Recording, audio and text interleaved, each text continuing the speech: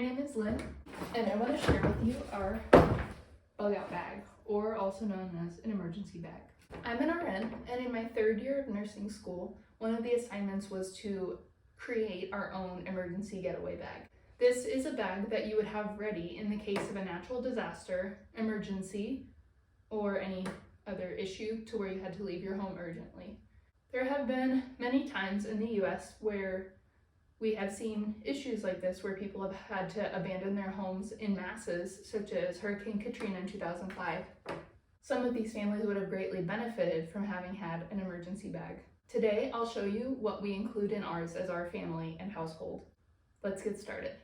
All right, to begin, what we have is just a average size duffel bag. One of the things I noticed about this bag is that it does include a hard plastic board that can double as a chopping board or maybe something else. So that goes at the bottom. Another thing that I'll note on the bag is that it does have one of those little LED flashlights that could just come in handy on the fly. To start out, I'll go ahead and just do baby stuff just to get that out of the way. So we do have a toddler and an infant currently. Who knows if they'll still be that age if, God forbid, we ever have to use this.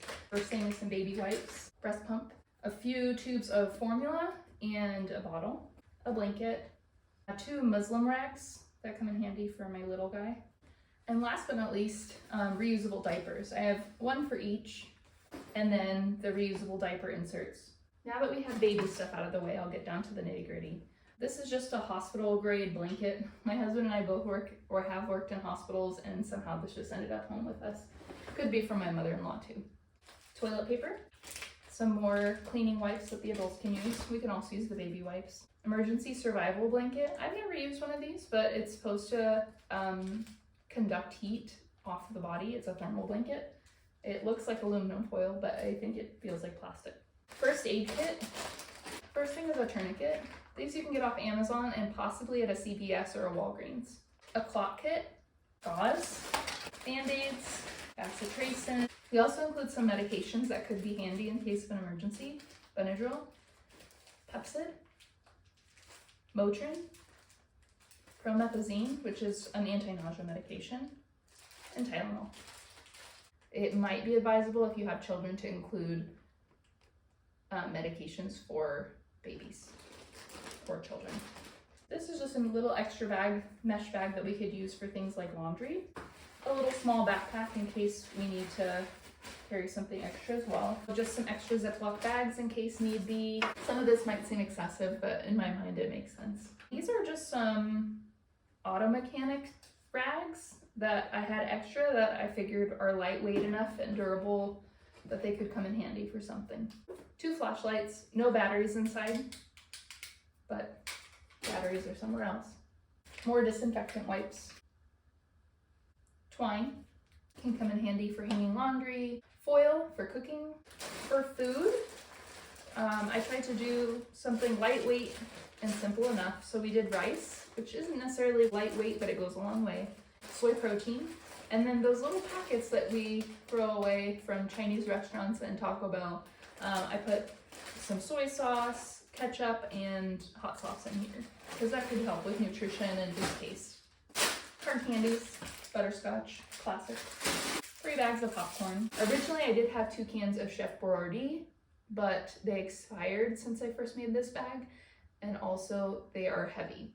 So I would stay away from using Chef Boyardee or canned foods and try to stick to dry foods. Instant coffee, a towel, kitchen towel, soap. These are one of my favorite items. These are aluminum cups. It's a new product that Ball, who we know for mason jars, has developed. It is an aluminum cup that is recyclable. And I just included 3. One thing is not only can these be used for drinking, but they can also be used for cooking in a pinch. So that's nice. We can cook our rice and our beans in these little cups if need be. I also included some plastic cups because if we are going to drink coffee or anything hot, we wouldn't want to do that out of an aluminum cup. It could burn you. So these would be for that. Just a side note, we do have 2 dogs, and if it was an emergency, we would have them come with because we love them. So 2 dog leashes and a dog bowl. They would probably just eat whatever we eat, we would share with them.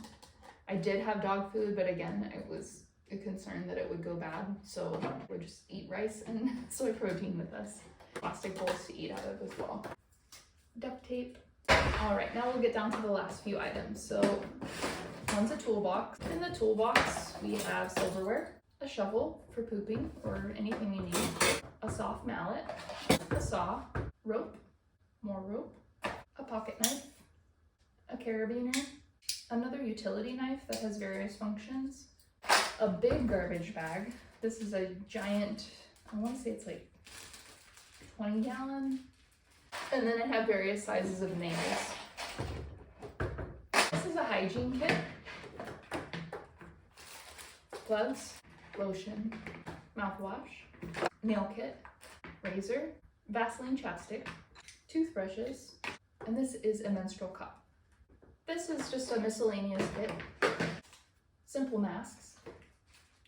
You never know what the emergency could do to the air.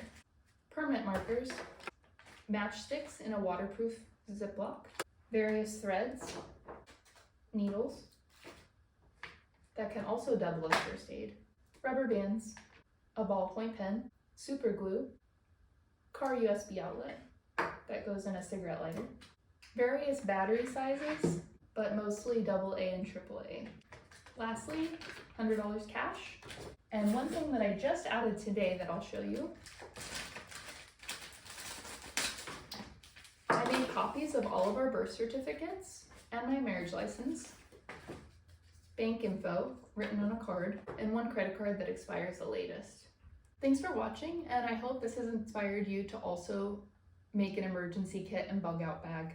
You never know what's going to happen. We hope for the best, but prepare for the worst. Take care.